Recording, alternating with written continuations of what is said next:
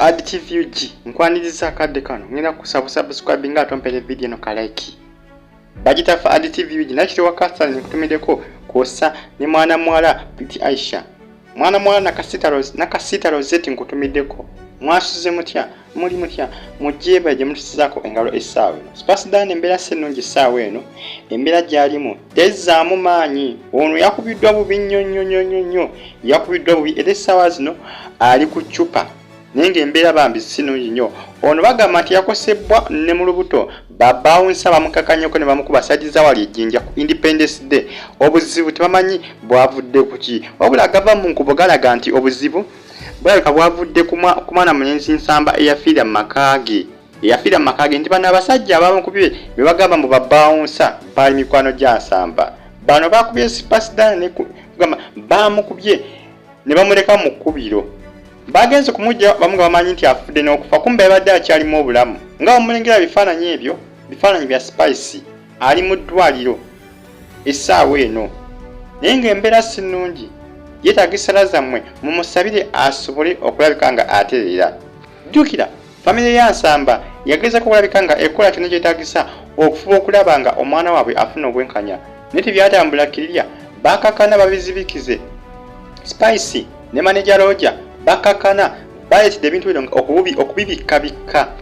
ne babibuzaabuza ne biva mu mawulire kati ssaawa zino bano abasajja bamukubye tebategedde na feesi zaabwe ensonga nti bamukubye mu kiro obudde bwabadde bwa kiro bamukubidde ekiro kya Independence Day olunaku olw'Essande ekiro lunaku olwakoze ki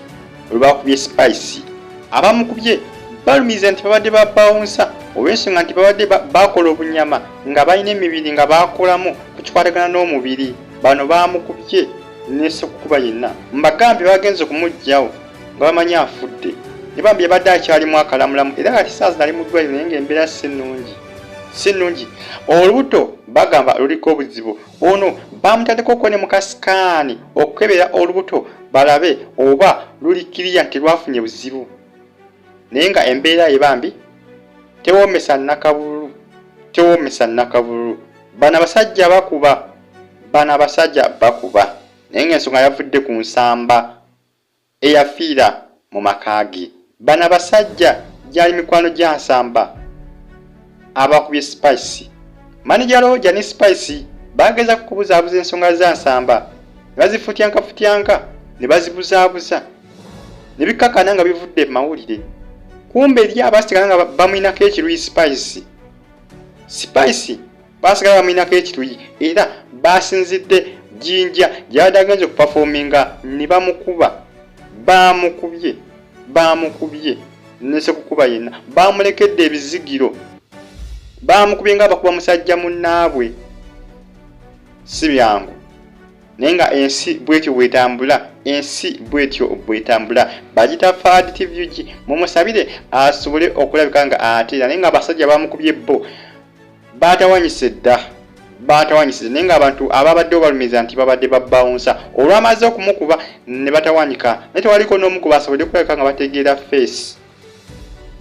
tewali n'omu gwe basobodde kutegeera face naye nga ye Spice bamulese akubiddwa bubi nnyo. Bagitafa Ad TV UG mbatumireko abali Saudi Arabia, Qatar, Jordan, Bahrain kubosa ne mu ggwanga lya Oman. Mubeere bulungi musigale nga mumfollowinga updates mba nazo buli kadde buli ssaawa ebimu ku bifaananyi bya Spice byensobodde okufuna ng'ali mu ddwaliro musubscribing ate musigale nga mugifollowinga mbagala nnyo bambire mbasaba musigale nga mugifollowinga updates mba nazo buli kadde buli ssaawa. Mubeere bulungi mweraba.